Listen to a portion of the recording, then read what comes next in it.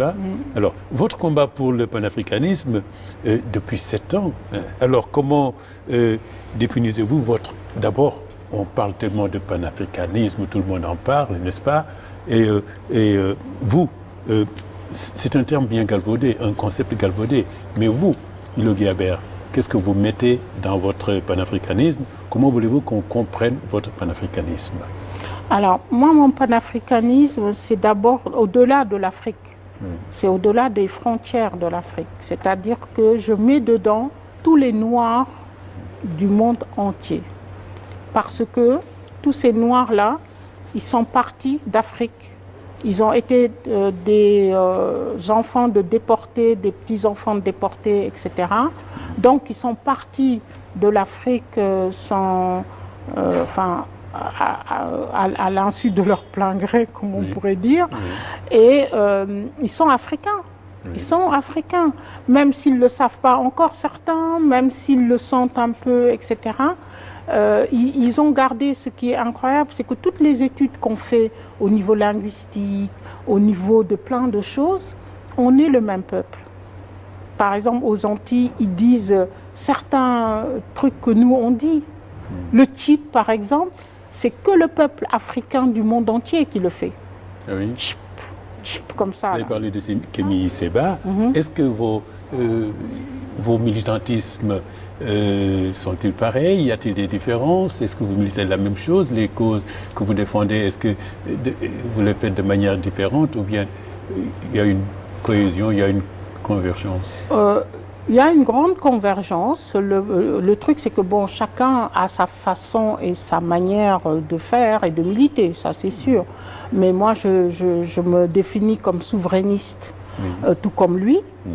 Et franchement, il n'a pas tort. C'est-à-dire qu'il y a quand même beaucoup de pans de domaines en Afrique qui sont...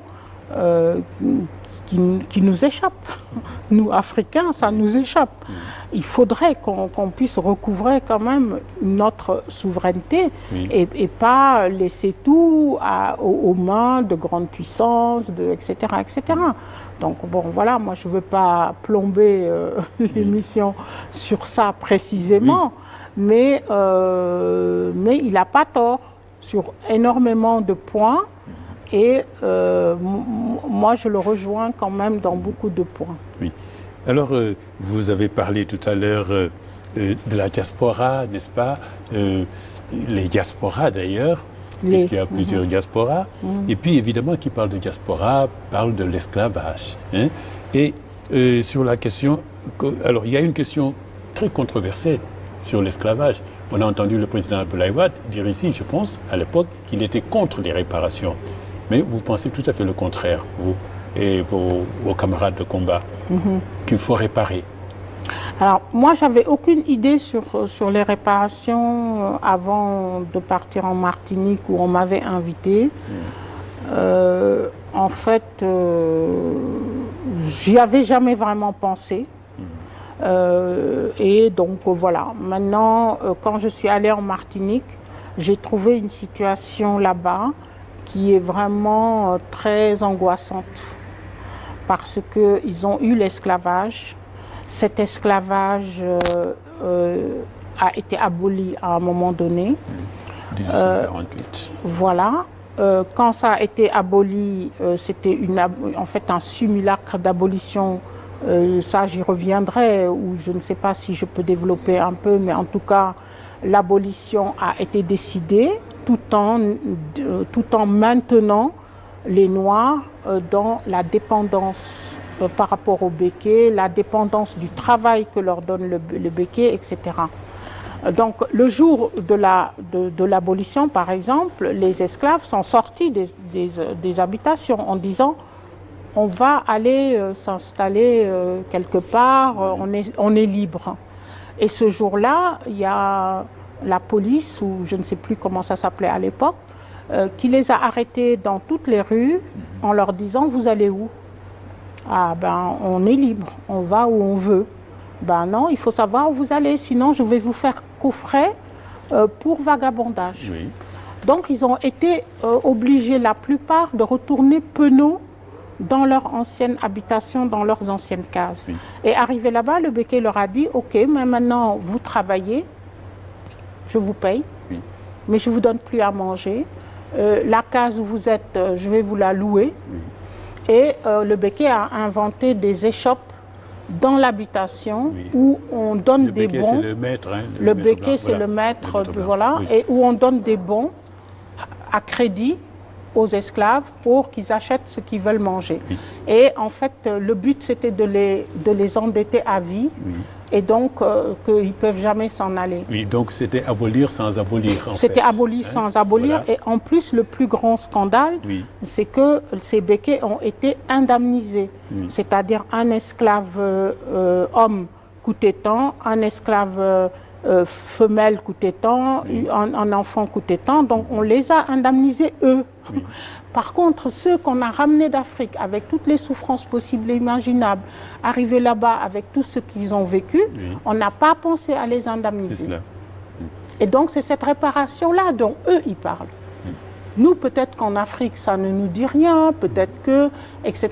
Et encore, on pourrait trouver des choses. Hein. Mais eux, en tout cas, ils sont encore en face de leur comment dirais-je, de ceux qui les ont esclavagisés, ils sont toujours en face. Oui. Et ils ont toujours le pouvoir sur eux, économique, etc., etc. Donc, quand je suis allée là-bas, j'ai mieux compris oui. Cette demande de réparation. Vous m'avez dit que vous avez vécu C'était incroyablement beau à voir. Et j'ai fait un discours là-bas quand ils m'ont donné la parole à la lueur des flambeaux. Je me sentais comme l'Afrique qui leur parlait, c'était quand même très très fort. Et je leur disais, c'est faux, nous n'avons pas vendu nos frères. Parce que c'est ça qu'ils nous reprochent, c'est que c'est ça qu'ils ont appris dans des livres d'histoire, etc. Je leur ai dit, c'est faux, nous ne vous avons pas vendus. S'il y en a qui l'ont fait, c'est une très très petite fange qui l'ont fait.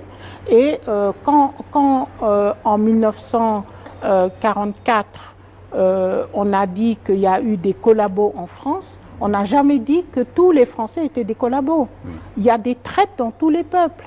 Donc je refuse qu'on dise que les Africains ont vendu leurs frères pendant l'esclavage. Parce que ça, c'est ancré dans leur tête. C'est très grave. C'est pour ça que vous parlez de reconnexion. Ben moi, oui. je pense même que c'est un euphémisme. Oui. Moi, je pense qu'il faudrait vraiment des réconciliations. Parce que la plupart des Antillais pensent que nous, nos ancêtres, oui, mais Sada, les livres d'histoire sont écrits par les vainqueurs. Ils détestent parfois les Africains, ils nous détestent parfois à cause de ça. Mais le problème, c'est que les livres d'histoire ont été écrits par qui? Par les vainqueurs, oui. Par ceux qui ont intérêt à diminuer leur responsabilité dans l'esclavage. Oui. Ils ont intérêt à le faire. Oui. Donc, il faut qu'on déconstruise comme Cheikh Anta Diop a fait. Cheikh Anta Diop, il a fait un énorme travail de déconstruction et de défalsification de notre histoire. Il faut qu'on continue ce travail. Et ce travail-là, on fait partie par rapport à ce discours que nos frères ont des Antilles sur nous, en disant, vous nous avez vendus, on n'a plus rien à voir à faire avec vous, on ne veut plus entendre parler de vous. Et moi, j'avais les larmes aux yeux quand je leur disais ça. Je leur disais que ce n'est pas possible. Alors, quand ils sont venus à Gorée, hein, je veux savoir comment sont-ils venus à Gorée? Comment ont-ils été, sont-ils entrés dans la maison des esclaves et voir la porte du voyage sans retour? Ça a été très fort. Oui. Et en fait, déjà, pour tout vous dire, le voyage a été payé de leur poche. C'est-à-dire qu'il n'y a eu aucune subvention de rien du tout. Oui. Ils ont payé leurs billets, ils ont payé une somme commune pour qu'on puisse faire les choses qu'on faisait tous ensemble. Ils étaient 100. Oui. Ils étaient 100. Oui. Donc il y avait des gens de la Martinique, de la Guyane, de Guadeloupe, de Antigua, de la Réunion, etc. C'était très très beau. Et quand on est rentré dans la maison des esclaves qui était fermée pour nous, il y avait une prêtresse vaudou haïtienne qui était là, qui était habillée en grand para, grand apparat, et avec une cloche, enfin bon bref, qui a fait des rituels, qui est rentré, les autres ont suivi. Après ils ont chanté. ils ont pleuré. C'était magnifique, magnifique, magnifique. Il y a les vidéos.